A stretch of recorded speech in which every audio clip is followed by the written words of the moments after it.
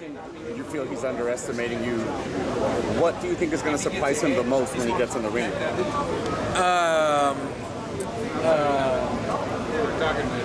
The commentator asked what I thought I'm better at him in.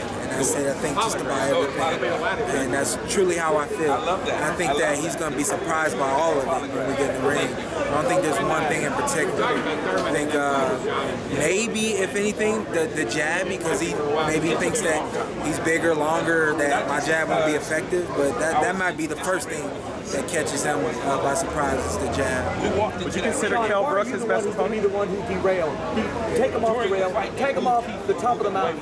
Why are you? What are you bringing different to this fight? I am different, man. I think maybe the number one thing is that when we get in the ring, there's not going to be a facade in my face. I think a lot of guys have had a facade of Errol Spence, that he's strong, that he's powerful, that he's big, that he's a southpaw, and he's hard to fight.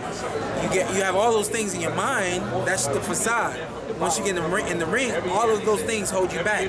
He has his way, he wins. I'm not that kind of guy. There's no facade.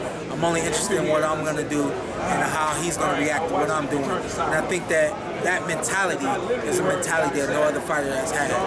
Hey, I got to ask you real quick, man. What's that $1 million tie you always wear? We got rid of the tie today because the suit was a bit much, man, but I'm enjoying it. I really am. That's right. You need your own tie line, man. That's all you. We're going for it all. Hey, we wish you well with the fighter's voice. Thank you. Thumbs up for Richie. Thank you. Would you consider Kell Brook the best guy he's faced? That was a great fight. What did that fight go? 7 rounds? I think 7. I think it was great all the way up until about 5 rounds. I think I had him winning like 3-2.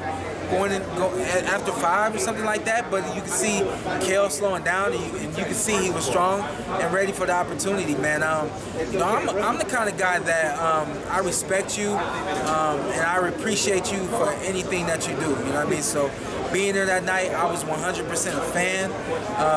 Being there that night, I was 100% a fan of boxing, and so I was really able to enjoy great night of boxing. I was able to enjoy him do what he does and did it extremely well against Kell Brook.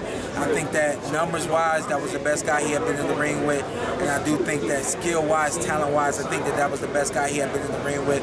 You move forward to Mikey Garcia, the exact same thing. I didn't want to go there and scout. I wanted to be just a fan of boxing, a fan of both of those guys, and man, I watched him dog Mikey Garcia and really just outbox him and take away everything that Mikey does and did well up until that point. And I think that numbers-wise, Mikey was the best guy for the job. But again, I think that there was a facade that Mikey may have been holding on to, and before it was too late. Before he let go of it, it was too late. Can you take anything away from both of those performances? Mikey was a smaller guy. Kell Brook, a lot of people say he was damaged from Golovkin. I think the number one thing right now to take away from that fight with Mikey Garcia is that him and his coach, Derek James, they do a good job of game planning. And Errol Spence does a good job of following the game plan. So, a lot like maybe Danny Garcia. A lot like Danny Garcia in terms of getting him away from his game plan and getting him away from what he does well. I think that that's what this fight is going to command. Shawn, what did you mean by can you box Errol? What did you mean by that? You kept asking if you can box Errol? Yeah, I didn't ask that. I think that was the question from... You're asking me. They saw him really. I thought so too. He boxed really well against Mikey Garcia.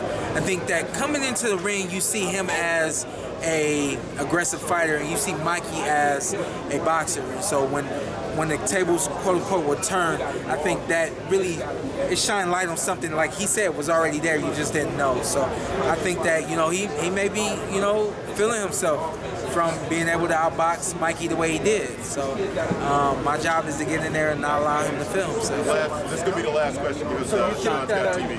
Yeah, I do got it. You think you're a high caliber of boxer that he's going to have to step up his game boxing-wise if he's going to outbox you? Is that what you're saying? Yeah. Unlike other fighters, he is going to be prepared for the fight. That's the best part about it. So there's not going to be any excuses from either side. I know he's going to be prepared.